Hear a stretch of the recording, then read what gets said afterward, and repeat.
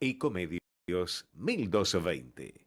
Somos PAE, líder global de energía. Ofrecemos productos y servicios a la industria y estaciones de servicio. Nuestra producción de petróleo y gas abastece al mercado local y al de exportación. Producimos combustibles de máxima calidad en la refinería más moderna de Sudamérica. Invertimos, innovamos, crecemos. Somos PAE, energía para la industria. Estudia actuación en Timbre 4. Niños, adolescentes, adultos. Dirección Claudio Tolcachir. Informes en www.timbre4.com. Somos energía.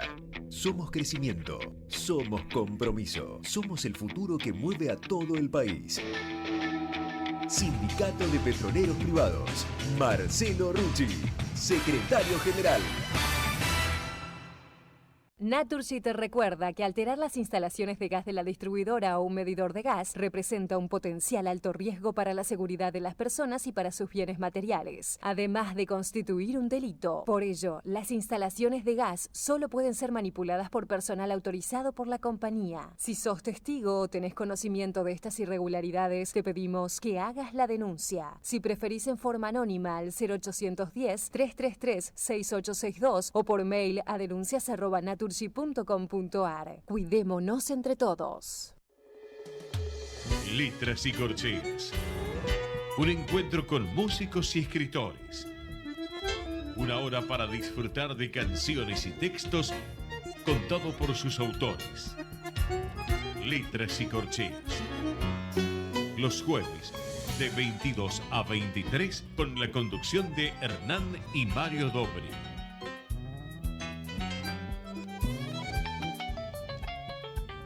Buenas noches, bienvenidos a una nueva emisión de Letras y Corcheas. Hoy nos acompaña un escritor argentino que acaba de publicar su última novela, La cabalgata de las Valquirias. Mario, ¿qué nos podés contar de nuestro invitado de hoy? Sí, buenas noches. Entre la multiplicidad de géneros literarios que cuentan los escritores para desarrollar su universo de inquietudes y acercar al interés de sus propuestas a esa diversidad que son los lectores, hay uno que he dado en llamar el de la aventura investigativa.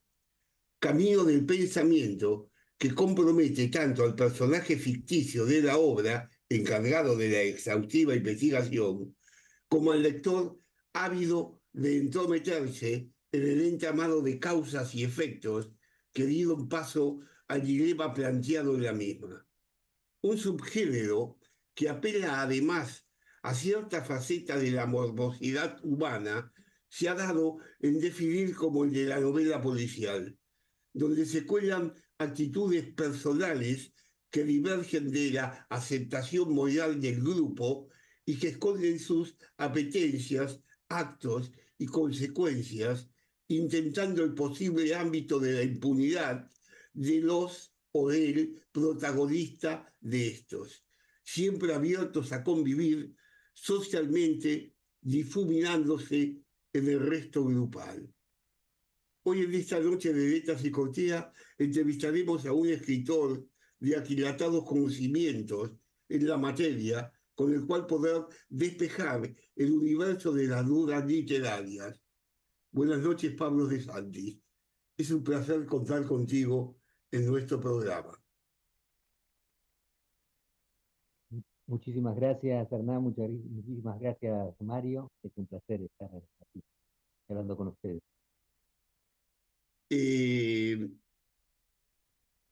Habiendo leído tu libro, me he transformado en un lector. Por lo tanto, voy a hablar como un lector, más que un erudito, un entendido, como se lo llame. La novela que me gustó mucho, pero que de primera fase como lector, creí entrar nuevamente al universo, por ejemplo, de Agatha Christie, ¿no? Sentí como que entraba en una de las tantas novelas que leí, Los Negritos bueno, y otras novelas de Agatha Christie. Esa fue la entrada. Pero a medida que me fui metiendo adentro, me fui dando cuenta que no tenía nada que ver con todo eso que yo pensaba. y que me iba introduciendo en una problemática que más que la búsqueda de las causas, estaba en la indagación de los personajes. Es decir, qué eran los personajes, qué proponían los personajes, y ahí va a dar como consecuencia el meollo de la obra, que al final iba a salir, de algún lado salía. El escritor va, lo pone, fue el fulano, chao. Pero me quedaba con todo ese entorno, que era mucho más rico. Tenía que ver con la moral, con la justicia, con la visión de la misericordia, del amor. Es una novela complejísima, que te digo la verdad, me obligó muchas veces a dar marcha atrás y volver a releer muchas cosas que creí que las había entendido, pero que no las había entendido bien. Esto es mi parecer. ¿Cuál fue el tuyo? Bueno, primero que me encanta que menciones a Agatha Christie porque es una escritora que he leído muchísimo. Empecé a leerla, no sé, cuando tenía 10 u 11 años, en la casa de mi familia, ¿no? En la biblioteca de mis padres había muchos libros de Agatha Christie, que yo los tengo, ahora los tengo yo, todos libros muy, muy viejos, con las tapas desprendidas, libros descalabrados. Pero es una escritora que siempre estuvo presente en mí. Y me alegra también que hayas visto que además del tema del policial, del enigma, hay eh, otras cuestiones que están presentes en la novela, en el destino de los personajes, y que, bueno, que tienen que ver con cuestiones éticas sobre la vida y la muerte. Y, y como siempre ocurre en las novelas, no es que uno tiene una opinión definida, porque si no uno escribiría un ensayo, ¿no? Yo creo que en la novela siempre es el ámbito donde las ideas chocan, ideas diversas, ¿no?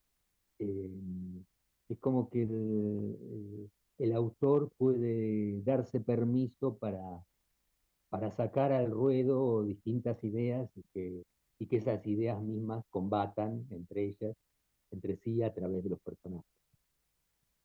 Pero bueno, me gustó mucho tu interpretación del género y también esa expresión que acuñaste de aventura investigativa, que también me gustó mucho. Sí, bien, vos sé que te hablé de la aventura investigativa. Yo profesionalmente soy un licenciado en física, por lo tanto soy un investigador. Y un investigador, los investigadores o el ser humano, tiene dos facetas para decir concretamente. Uno es la curiosidad, que es una faceta, podemos decir, pequeña o de acercamiento a las cosas. Y la otra que tiene que ver con la actitud de avanzar sobre la geografía de vivencias y la geografía temporal de las vivencias, porque de eso radica la supervivencia del grupo, ¿no? Y la física, por ejemplo, hace eso, investiga y crea modelos y cosas. Y en la literatura es el ámbito donde le enseña a la persona a que recree esos dos ámbitos, el de la curiosidad y esa capacidad de ver su entorno temporal y geográfico para sobrevivir la vida. Y por eso dije lo que dije sobre el pensamiento investigativo, ¿no? Y dije, bueno, en eso inserto la novela policial, que es un aspecto, ¿no? Nada más. Y la Pero, morbosidad, que también es otro aspecto mínimo también, ¿no? pero es así como vos dijiste que uno crea una especie de pequeño mundo autónomo en una novela y pone a los personajes, bueno, a tratar de sobrevivir, como vos decís. En este caso de la novela, además, el ambiente hostil viene por la presencia de la ceniza volcánica, ¿no? Ujú. Eso, si bien eh, es algo que trabajé imaginativamente en la novela, es algo que ocurrió en la realidad, ¿no? Porque todos Claro. recordamos cuando con la erupción del volcán aquel en Chile se cubrió buena parte de la Patagonia de cenizas, inclusive llegaron a A Buenos Aires. paralizarse de Buenos Aires y de otras ciudades del país muy alejadas de la Patagonia, ¿no? Pero aparte, eso te da la posibilidad de crear un, un escenario lúgubre, de terror, ¿viste esas películas donde todo es gris, donde aparece, esas películas de terror, ¿no? Donde el clima es todo entre niebla, neblina, y esa ceniza, esa cuestión de la ceniza en el ambiente cayendo, así todo, que uno imagina los bosques, en vez de los bosques verdes, los bosques grises, con ceniza y esas retroexcavadoras tirando paladas para sacar y liberar, es como que da como ambiente perfecto para un policial de tanta muerte, ¿no? Sí, bueno, ya en las tragedias de Shakespeare estaba una especie había un trastorno en lo familiar, que a la vez era un trastorno en lo político, que a la vez era un trastorno en la naturaleza, ¿no? Recuerdo que en Macbeth los caballos se muerden, se ponen furiosos, ¿no? Como si un mal atravesara estas, estos distintos ámbitos, el de la naturaleza, el de la política y también el mundo íntimo de los personajes, ¿no? Y me parece que la novela policial siempre juega a eso un poco, a veces con tormentas, a veces con algún otro elemento. Bueno, acá puede ser la nieve, acá es con esta ceniza que metafóricamente deja un poco aislados a los personajes. Y también creo que siempre la novela policial tiene algo de novela gótica, en el sentido de algo de- del terror o la inquietud del género gótico. Que así para mostrarle un poco a la gente en práctico, ¿no? Que de qué es esto que estamos hablando, ¿sí? De la cabalgata de las Valquirias. ¿Qué fragmento nos podrías leer de la obra? Así. Pero no voy a leer el final porque si no ya se sabe quién es el Nada. asesino. Tengo que decir, no es el portero. No, vamos a leer el principio. Eh, Capítulo 1. Soy policía porque mi padre era policía. Por falta de imaginación me acomodé al destino prefijado. Cuando estaba en quinto grado de la escuela, mi padre, el comisario Nebra, mató al cabecilla de una banda de asaltantes de banco, hazaña que lo convirtió en una leyenda viva de la institución. El hombre había asesinado a un policía y a un subgerente del banco y era el fugitivo más buscado de la provincia. Era difícil reconocerlo porque solo había una foto borrosa y con unos bigotes que ya no usaba. Los otros tres integrantes de la banda estaban presos, pero el jefe seguía recorriendo los caminos del sur a la espera de que la presión policial aflojara y así poder llegar a Buenos Aires. Durante una semana mi padre revisó con paciencia los hoteles de la ruta, siempre poblados de viajantes de comercio. Un martes a la mañana, bien temprano, entró al hotel El Descanso y fue directo al saloncito donde seis viajantes tomaban su café con leche. Sobre las sillas, sus maletines con muestras y catálogos. Todos estaban recién afeitados y llevaban corbata y revisaban en sus libretas las listas de clientes y los itinerarios por cumplir. Mi padre reconoció de inmediato al hombre buscado. ¿Cómo se dio cuenta que era él? Aunque sabía la respuesta, yo le preguntaba siempre lo mismo, porque de niños amamos las repeticiones. Mi padre respondía. Los viajantes solían usar unos maletines negros, marca Lancaster, y él se compró uno igual para pasar desapercibido. Pero con tantos viajes, los maletines de los viajantes siempre estaban ajados, gastados. El suyo estaba reluciente. El destino está en los detalles. Y mi padre desenfundó antes que el otro tuviera tiempo de disparar y le encajó un tiro en el pecho. A mí me parecía que el tiroteo no era tan dramático y heroico como el instante en que mi padre había descubierto la verdad. Iba a cortar antes, pero me di cuenta que quedaba la Que solución, sí. daba ese pasillo, ese lugar hermoso, un relato corto y maravilloso, realmente corto y maravilloso. Es una novela, ¿no? Eso. Vos sabés que a través de uno como investigador y todo, he aprendido que para poder observar algo que uno quiere, debe observar lo que cree que es obvio. Me acuerdo de esa novela, no me acuerdo si era de Lugones, de la carta que estaba arriba de la mesa y Sí. que todos la Oh, buscaban por todos lados y estaba arriba de la mesa. Nadie la encontraba. Y también la película esa, El Halcón Maltés, ¿te acordás? Que buscaban todos y estaba ahí. Ahí lo veían todos, pasaban al lado y nadie lo veía.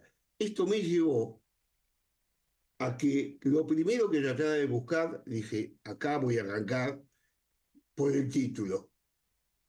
La cabalgata de la Valquiria. Entonces dije, bueno, en el título si lo colocó, algo me quiere decir. Y entonces fui a buscar no la obra musical de Wagner, sino las Valquirias. ¿Qué eran las Valquirias? O sea, y veo que eran esas diosas, esas ninfas, que recogían a los muertos o a los posibles muertos de batallas, de héroes de batalla, a los mejores, y se los llevaban al paraíso para que sirvieran a los dioses, a los dioses que eran los comensales. Y dije, bueno, la novela tiene que andar por ahí. Debo decir que me costó dos triunfos poder darme cuenta de encajar las dos cosas ahí y a lo último se me develó el asunto. No siempre las cosas están arriba de la mesa. eh, sí, empieza, digamos, la explicación del título es bastante tardía en la novela, pero la verdad que el primer título de la novela era Ceniza Volcánica. Pero decía, bueno, ya está la ceniza presente desde el comienzo de la novela, ¿no? Eh, y además es medio difícil, una expresión que no es tan habitual, ceniza volcánica. me- y como yo ya me arrepentí de varios títulos que puse en el pasado, en otras novelas, ahora trato de pensarlo mejor antes de decidirme por un nombre. Ahora, en el libro también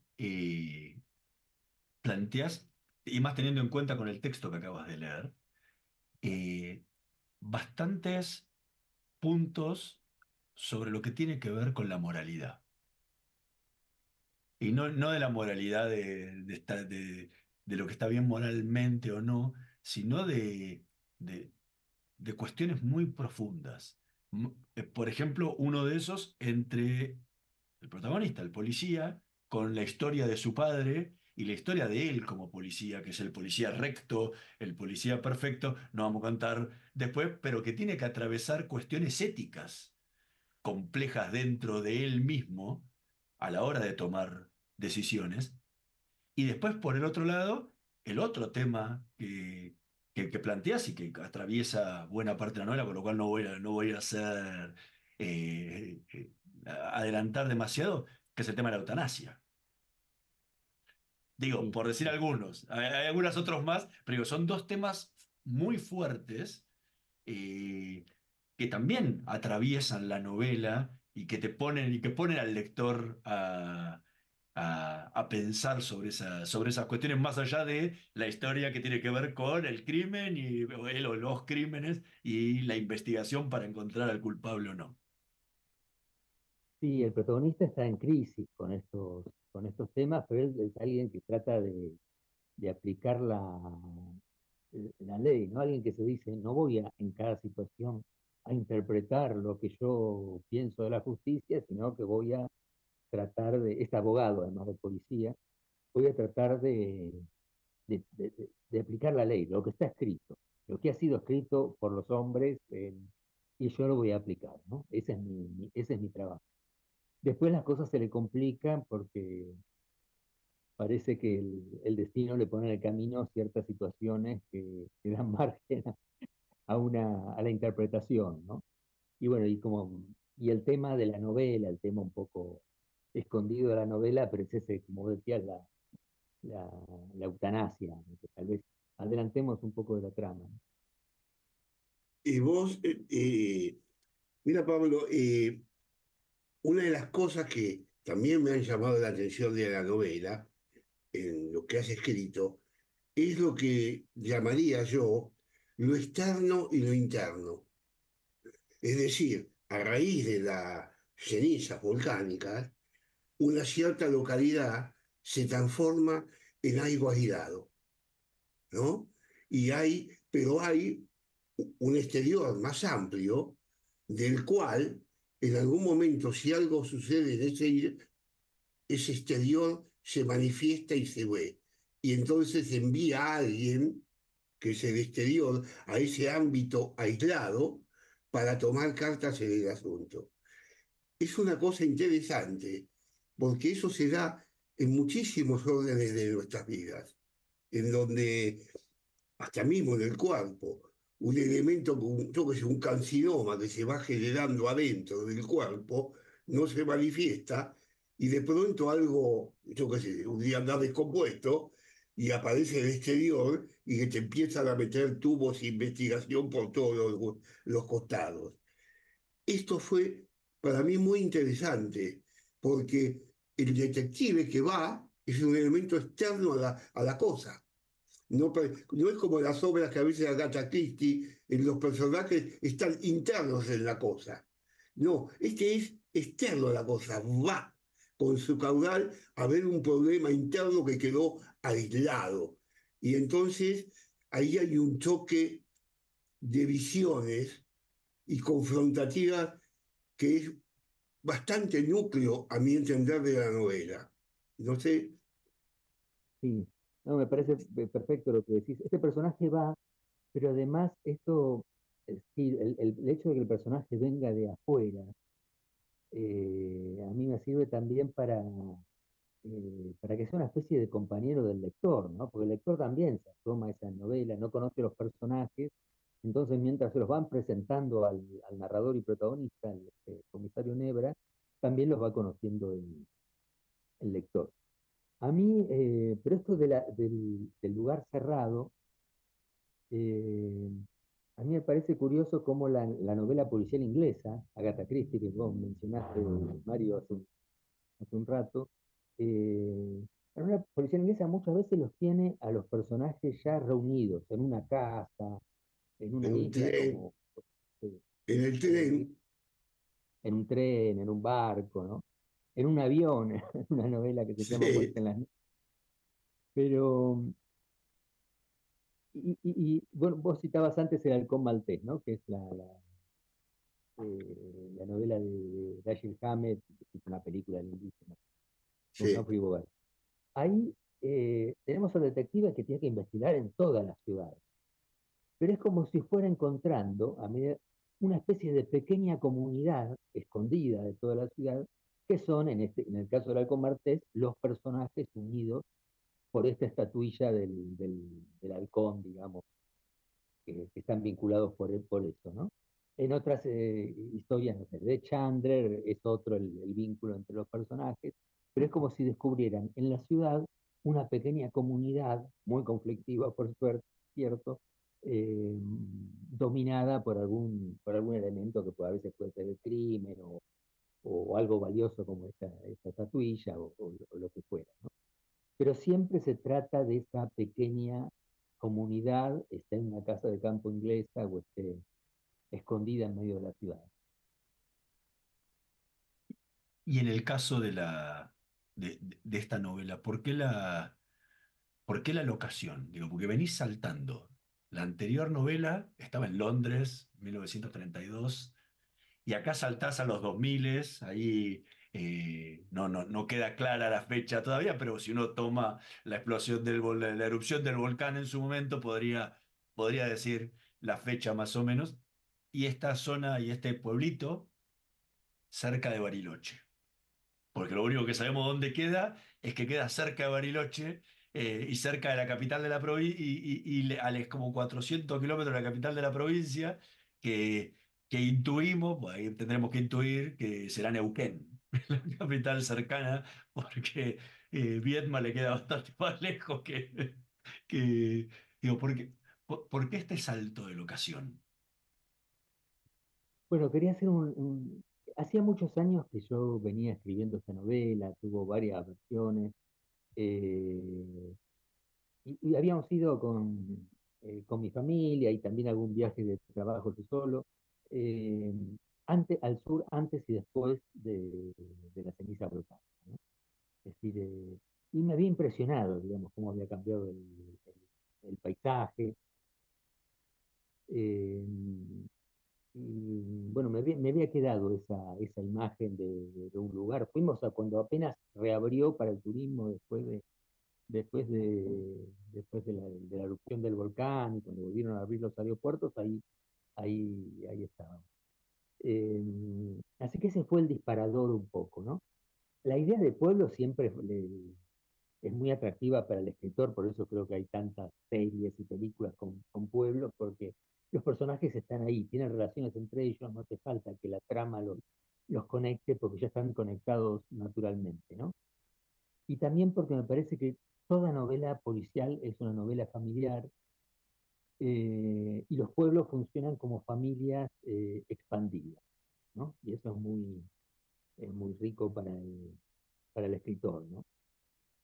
Pero siempre, bueno, me quedó la fascinación con la Patagonia y, y he leído y me han contado también muchas historias de que a veces en otros lugares, quizás no en Villa La Angostura o no en San Martín de los Andes, pero en lugares más apartados, eh, realmente quedan aislados muchas veces por la nieve durante unos cuantos días. Estamos conversando con Pablo De Santis, vamos a hacer una pequeñísima pausa. En un minutito más volvemos con más letras y corcheas. No se vayan. Vamos la radio, somos tu voz. Vamos con Eco, siempre la verdad y la mejor información.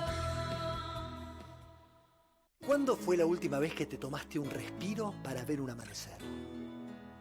Descubriendo lugares distintos que te hacen soñar, emocionar. Lugares que se convierten en felicidad cuando compartís ese momento con amigos. ¿Cuánto hace que no te tomás un respiro para descubrir algo distinto? Catamarca es mucho más que un destino. ¿Cómo prevenir dengue, zika y chikungunya? Sin criaderos no hay dengue. Limpia tu patio de objetos que acumulen agua. Elimina agua estancada de recipientes. Reemplaza con tierra o arena el agua de tus flores. Tapa los tanques de agua y cisternas. Tira y perfora llantas para que no acumulen agua. Limpia floreros y bebederos. Recordá, sin criaderos no hay dengue. Intendencia Menéndez. Informate en ecomedios.com. Seguinos en Twitter, @ecomedios1220. Letras y corcheas. Una hora para disfrutar de canciones y textos contados por sus autores.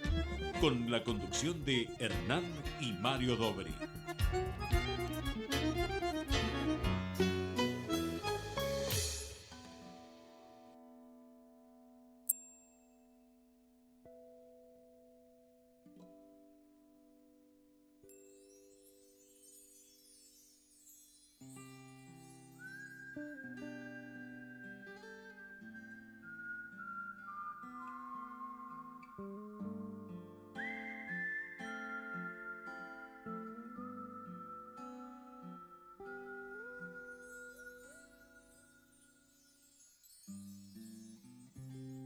Laura tenía el sueño, vereda abajo,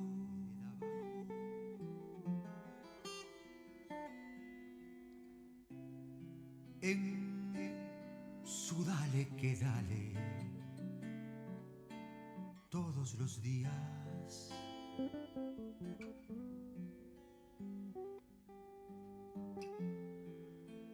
le nacían colores en la sonrisa.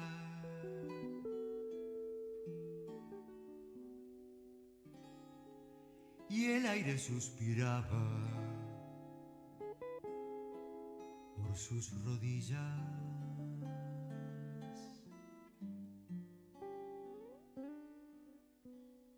Escuchábamos, Laura, en la voz del guitarrista y cantante Raúl Lucy, tema del poeta Mario Dobri, mientras seguimos conversando con Pablo de Santis sobre su última novela, La cabalgata de las Valquirias.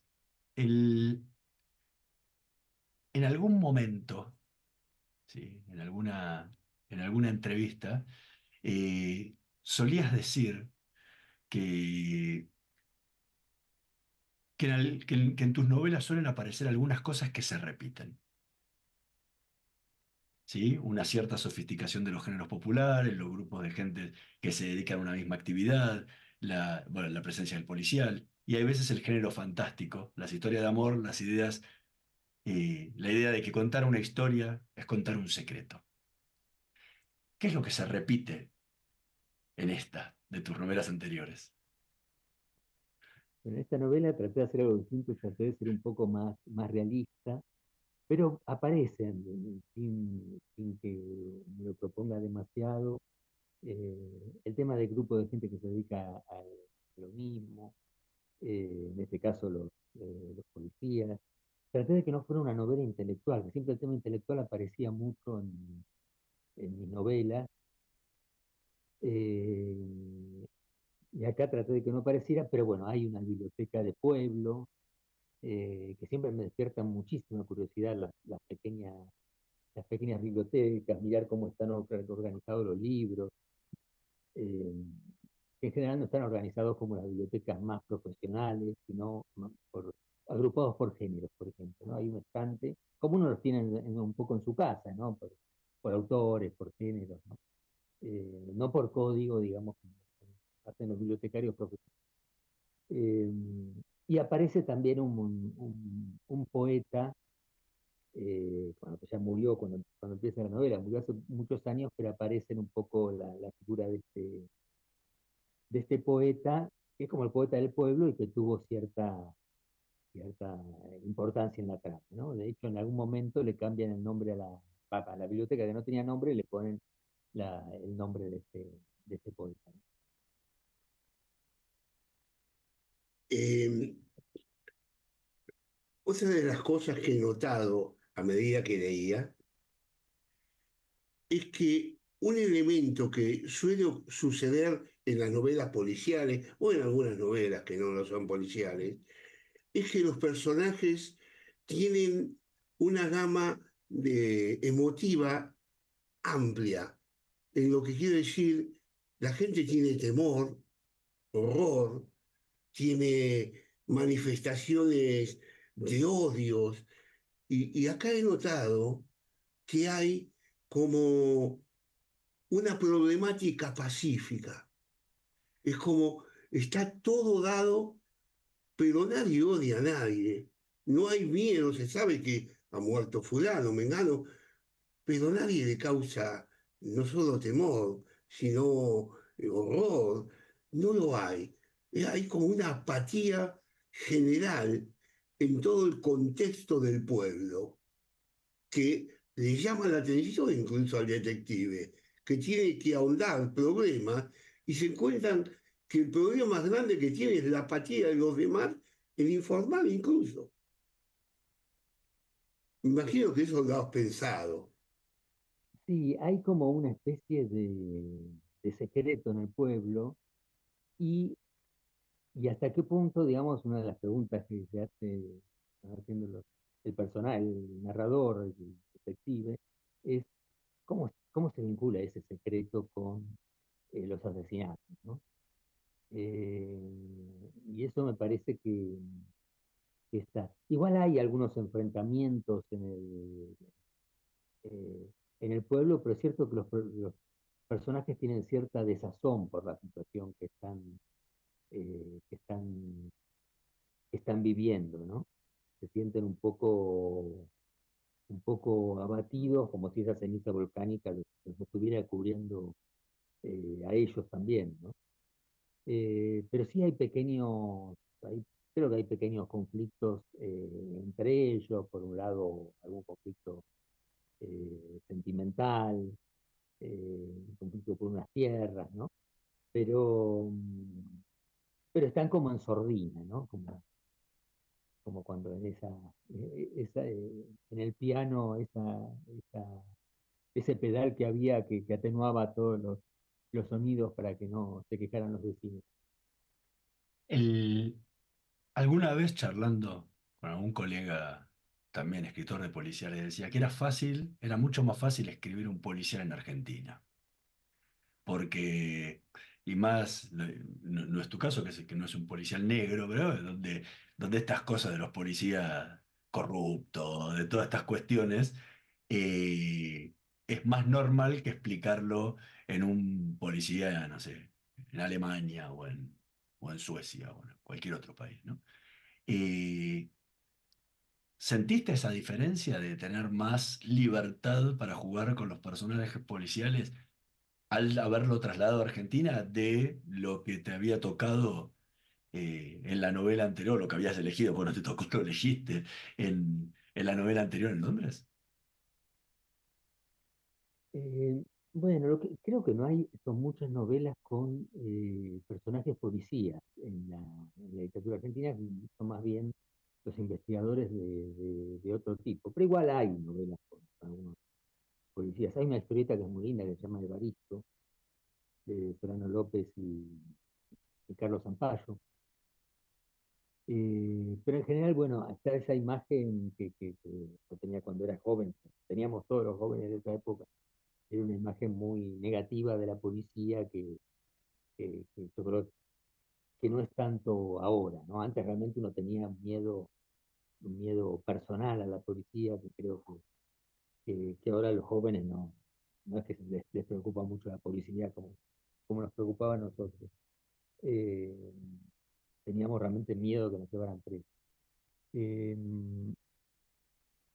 eh, pero yo traté de salirme un poco del tema de la novela negra y más bien se trata de una novela de enigma, ¿no? Donde hay un claro enigma, que es quién mató a esta persona, y después va a haber algún otro asesinato, y la historia secreta que está detrás de esos asesinatos, que no se trata solamente de-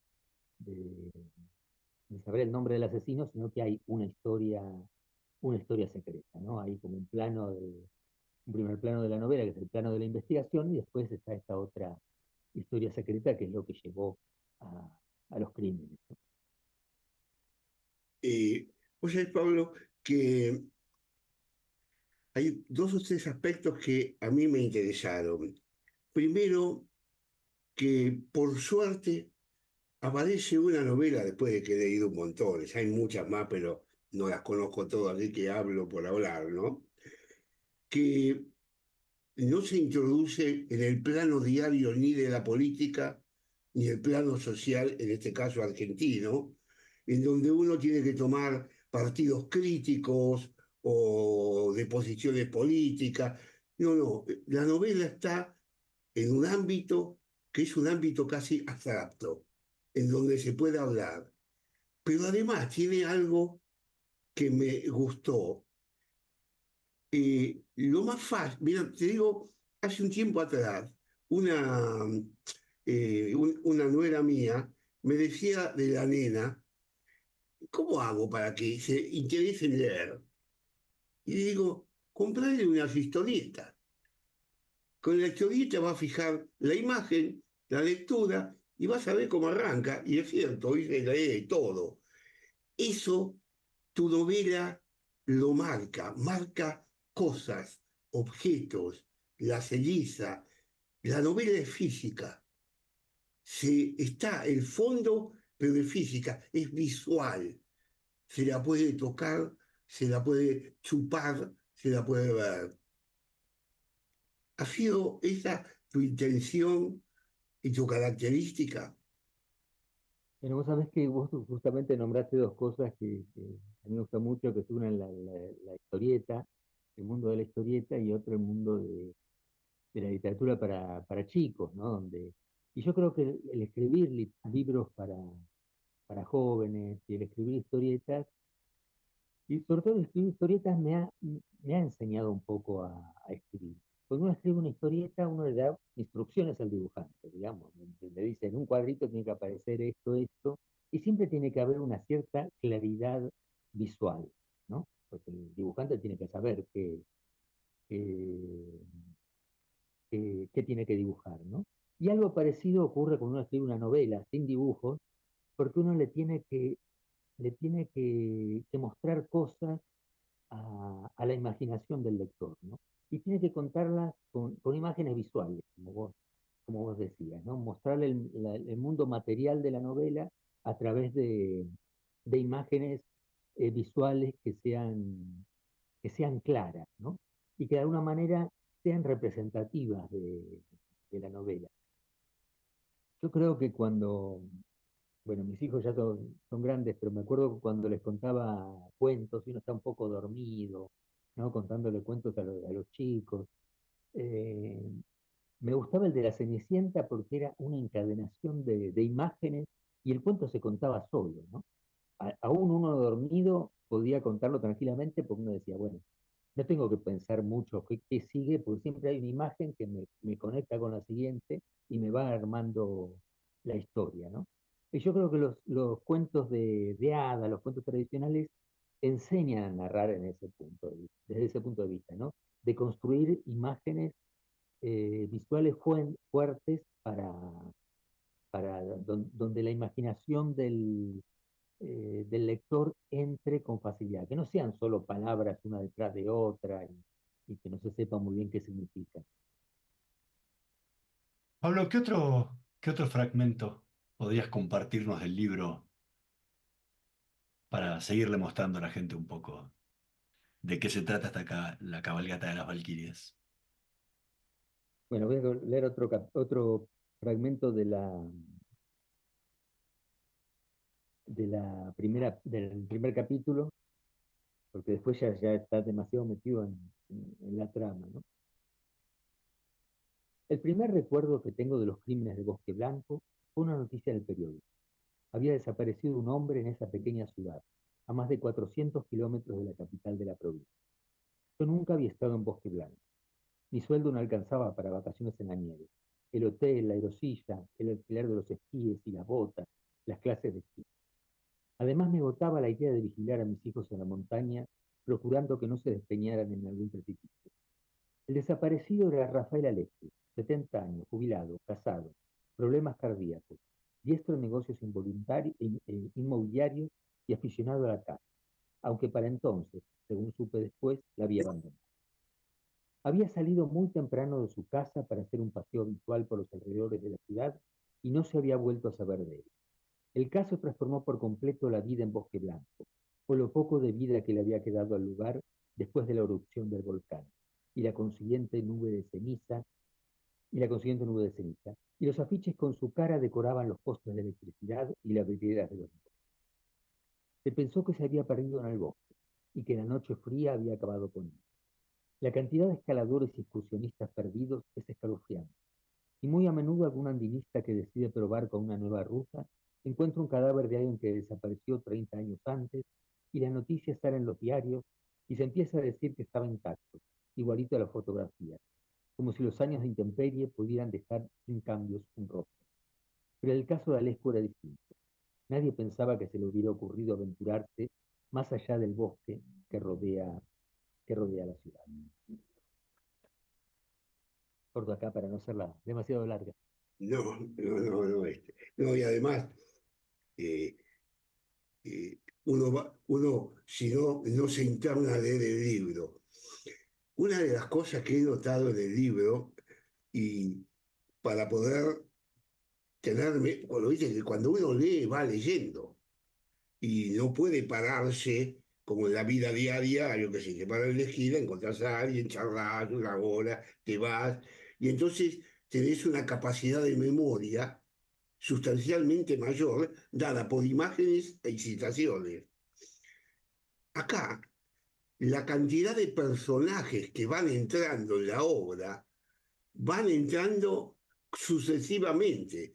No pasa escena, otra escena donde aparezca alguien más. Aparece el pueblo, no uno, no dos.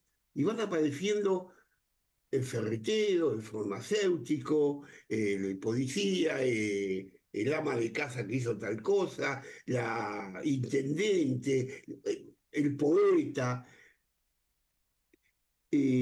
Una cosa que si uno no escribe en una hoja como yo escribía cada una de las cosas para recordar después al personaje que hablaba, porque 10 hojas después recordar que llamaste a uno fulano no es materia fácil, ¿no? Por lo menos para mí, ¿no?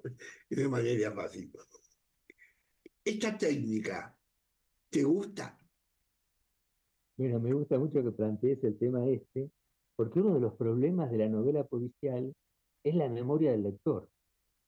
Si uno si hiciéramos un censo de novelas, digamos, pues, contáramos los personajes de una novela psicológica y de una novela de ciencia ficción y de una novela, no sé, romántica, y después contáramos los personajes de una novela policial, veríamos que siempre la novela policial tiene más personajes. Está superpoblada, porque está el investigador, están los sospechosos, está, bueno, todos los personajes que necesita una novela policial. Eh, Me acuerdo que en las novelas de Agatha Christie aparecía la lista de personajes al principio, ¿no? Se ve que Agatha Christie o los Sí, editores sí, eran sí. conscientes de ese problema con la memoria del lector y hacían una lista para que decía Lady Anne, no sé cuánto, Lord, eh, y Hércules Poirot, por supuesto, que aparecía después. Inclusive me acuerdo de alguna que aparece como personaje un perro, aparece también en la lista, cuando el perro tenía, en una de las novelas que tiene mucha importancia. Eh, pero es un problema presentar a los personajes, y alguna vez lo conversé esto con Guillermo Martínez.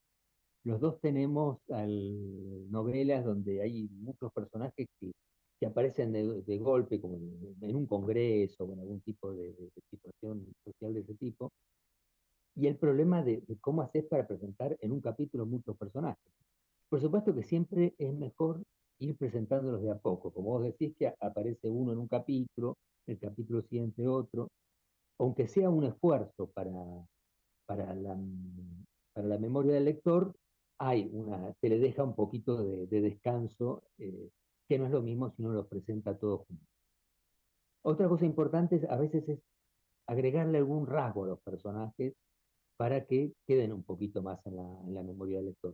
Pero esto que vos me decís es algo que me aparece siempre como problema, ¿no? En la memoria del lector, eh, porque por supuesto uno está durante años a veces escribiendo una novela y uno tiene una gran familiaridad con ese mundo narrativo, y el lector que lo va a leer una sola vez, y no decenas de veces como uno, no, no va a tener la misma familiaridad con los personajes que tiene el autor.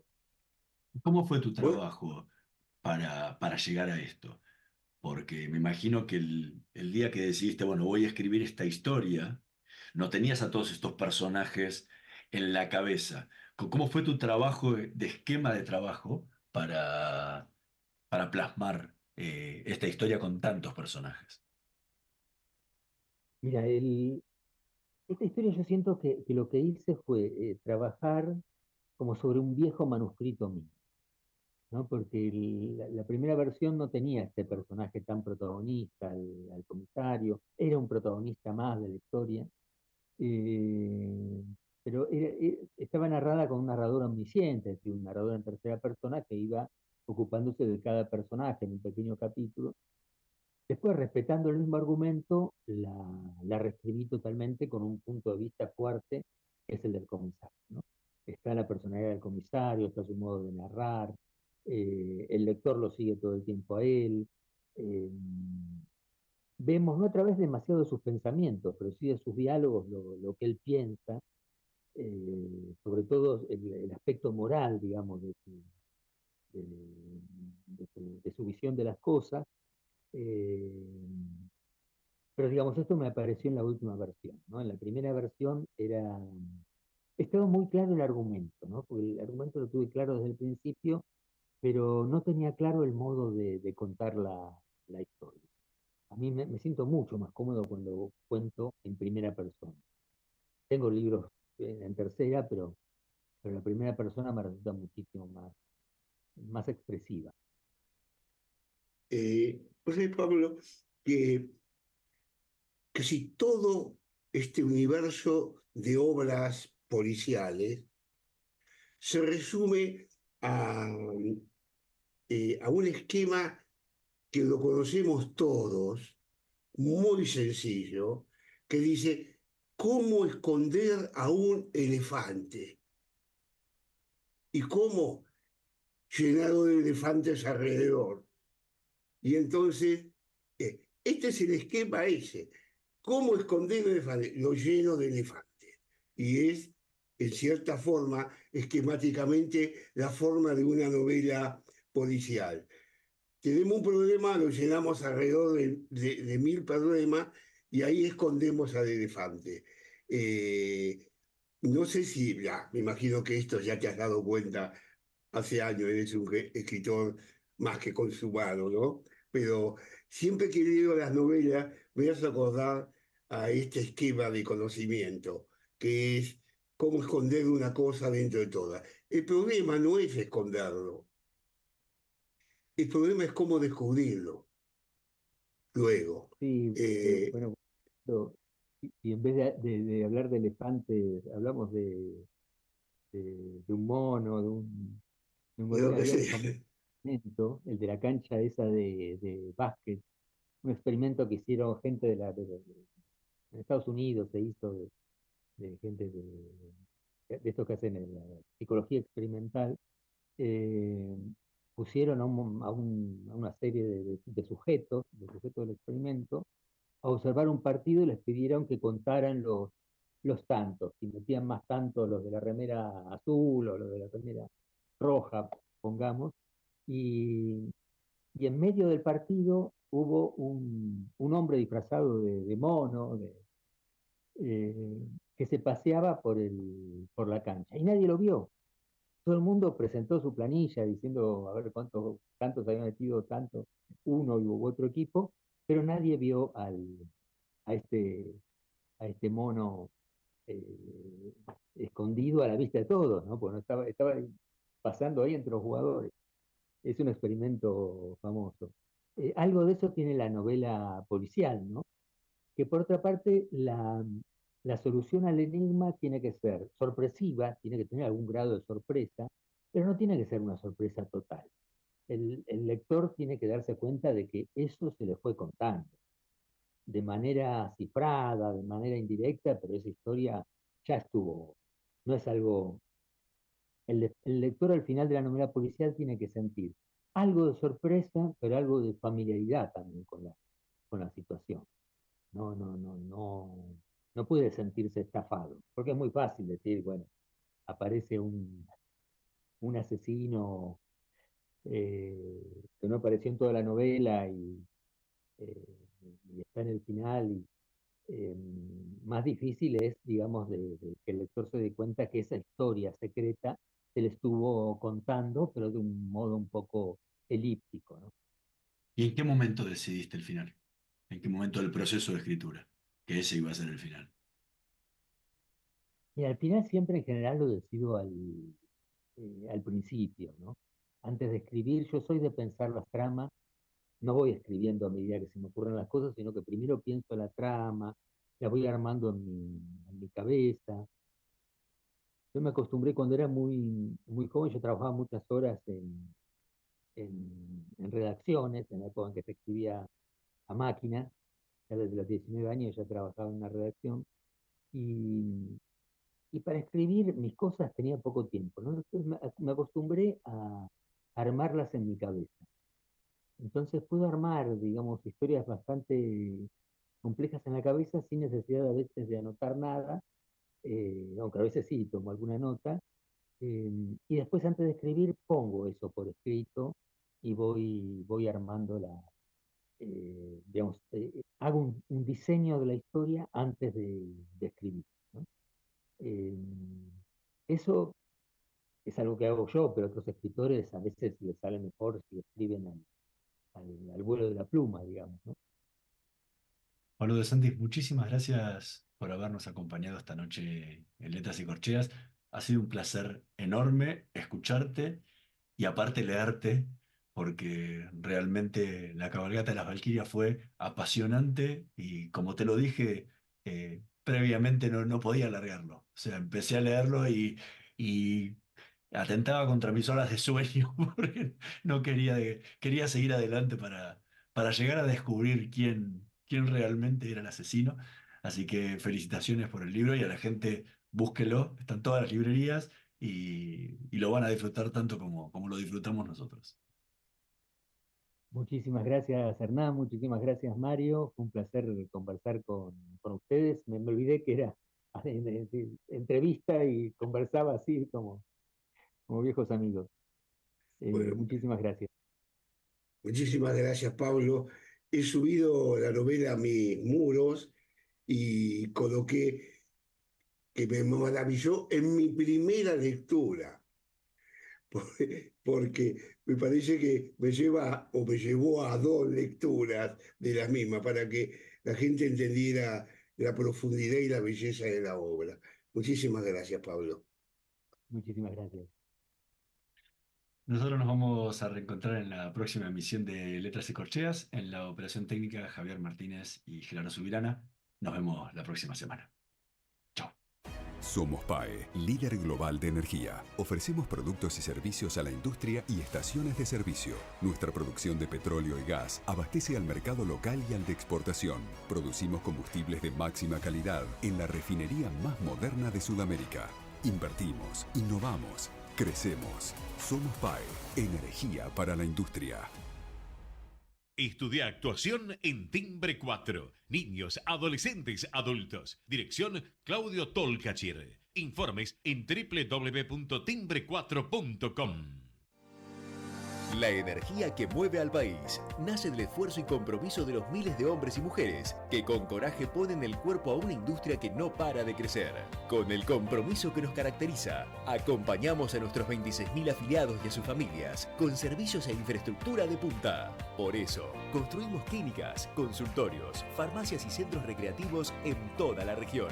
Marcelo Rucci, secretario general del Sindicato de Petroleros Privados. Energía que se siente. Naturgy te recuerda que alterar las instalaciones de gas de la distribuidora o un medidor de gas representa un potencial alto riesgo para la seguridad de las personas y para sus bienes materiales, además de constituir un delito. Por ello, las instalaciones de gas solo pueden ser manipuladas por personal autorizado por la compañía. Si sos testigo o tenés conocimiento de estas irregularidades, te pedimos que hagas la denuncia. Si preferís en forma anónima al 0810-333-6862 o por mail a denuncias@naturgy.com.ar. Cuidémonos entre todos.